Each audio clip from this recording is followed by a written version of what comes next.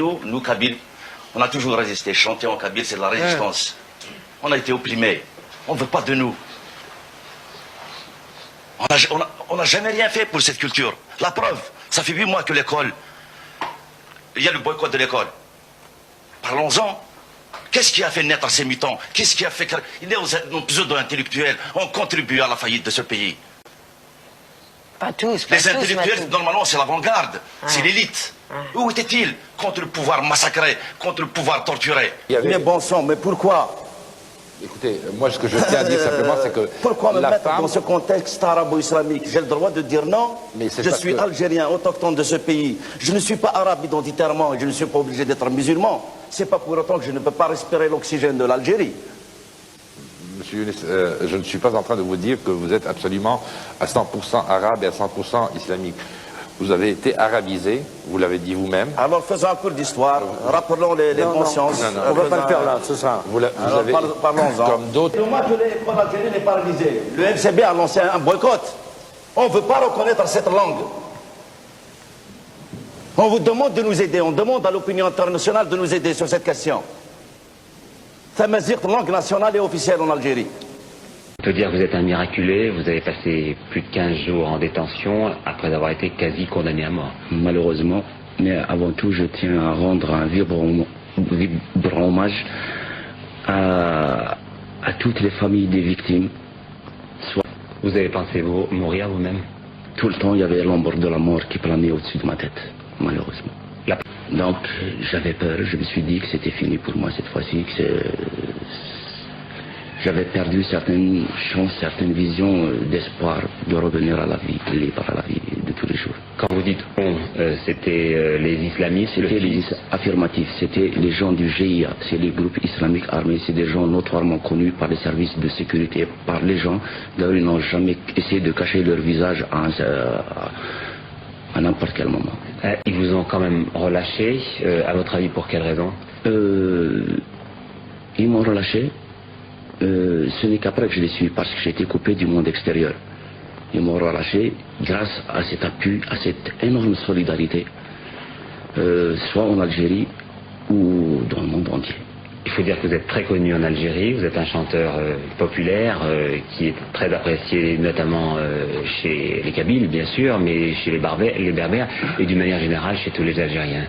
Je ne vais pas parler pour vous, mais vos chansons parlent pour vous. Et vos chansons ont un message pour vous, un message... Ma chanson était toujours... Malheureusement, ces derniers temps, j'ai été appelé à me battre sur deux fronts. Je me bats contre le pouvoir et contre les intégristes. Parce que ce qui arrive en Algérie aujourd'hui risque de contaminer tous les autres pays. À commencer par le Maroc ou la Tunisie, et ainsi de suite. Donc c'est la décadence, c'est l'escalade de l'horreur. En même temps. Et vous n'avez pas envie de renoncer à ce combat, bien sachant que vous êtes menacé en permanence. J'imagine que quand vous livrez une déclaration comme celle que vous faites ce soir, vous savez que vous êtes regardé. C'est sûr. Mais je pense que mon combat est noble. Il est juste. Mourir pour cette noble cause ne sera pas un sacrifice en vain. Donc je continuerai à me battre. Davantage encore. Et encore avec une maturité, je préfère. Vous avez déjà reçu plusieurs balles dans le corps, c'était en 88? Malheureusement, en 88, j'ai été transpercé de 5 balles de Kalachnikov, qui est une arme quand même d'assaut destructive. J'ai subi une multitude d'interventions chirurgicales en Algérie et en France, exactement à l'hôpital Beaujean à Clichy. Suite à ces blessures d'octobre, bien plus tard, j'ai été poignardé dans l'enceinte même d'une brigade de gendarmerie, pas loin de ma localité.